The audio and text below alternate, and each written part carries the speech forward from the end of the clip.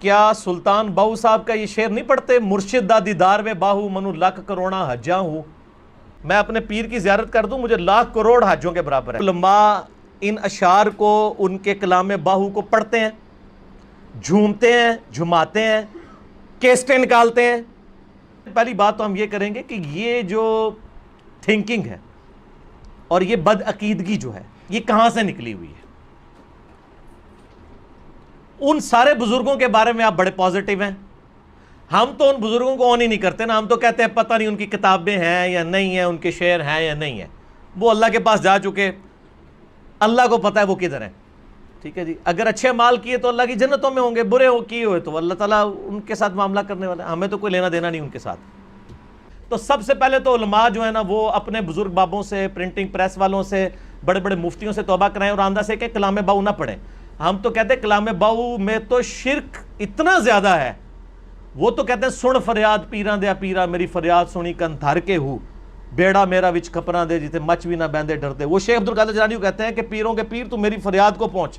اور قرآن کیا کہہ رہا ہے؟ ایاک نعبد و ایاک نستعین. تو ان کے جو بزرگوں نے یہ ساری چیزیں لکھی، اگر نہیں لکھی ہیں ان کے بقول نہیں میرے بقول، ان کے بقول تو یہ لکھی ہیں، تو یہ کریں دفاع. آپ سیف الملوک اٹھا لیں، بڑے اچھے اشعار ہیں، میں نے کئی بار کوٹ کیے ہیں. یہاں پہ سیف الملوک کے کئی اشعار میں نے کوٹ کیے. ٹھیک ہے. چنگے بندے دی صحبت یارو جیویں دکان اتاراں، سودا پاویں مل نہ لئیے ہلے اون ہزاراں.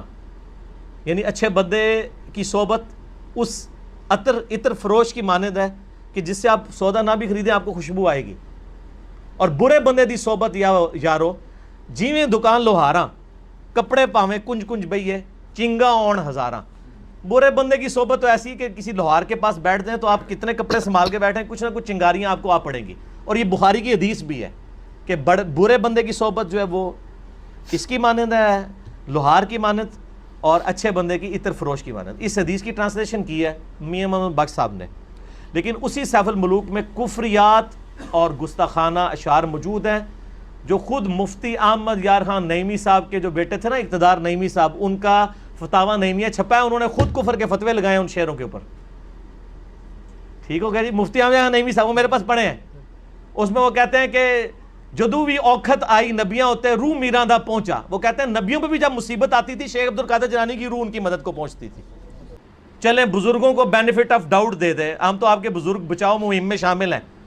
اس طرح کے ہم کہتے ہیں یار بزرگوں نے کچھ بھی نہیں کیا، یہ ساری کتابیں فضول ہیں. لیکن پھر ہم آپ سے ڈیمانڈ کریں گے اگر بزرگوں کی یہ کتابیں اور تعلیمات نہیں ہیں پھر بزرگ بھی کلیم نہیں آپ کریں گے، کیونکہ بزرگوں کا تعارف ان کے کلام اور کتابیں ہی ہوتی ہیں.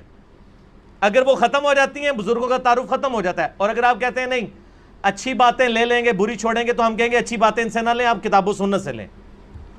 اور بری چھوڑ دیں گے تو آپ جن کو اچھا بھی سمجھ رہے ہیں ہمارے نزدیک تو وہ بھی بری ہیں، ہم تو ان کو بھی چھوڑیں گے. ہم تو کہتے ہیں کشف المحجوب میں نبی صلی اللہ علیہ وآلہ وسلم کی گستاخیاں درج ہیں، حشت بہشت کے اندر درج ہیں. تذکرۃ الاولیاء بریلوی اور دیوبندی شیخ فرید الدین عطار المتوفی 635 ہجری سارے چھاپ رہے ہیں ان کی کتاب. ٹھیک ہو گیا جی. ہم پھر بار بار کہیں گے ہم ان کی کتابوں اور ان کے اشعار کے اوپر بات کر رہے ہیں، بابوں کے اوپر نہیں کر رہے، کیونکہ بابے ہمارا بابوں سے لینا دینا ہی نہیں.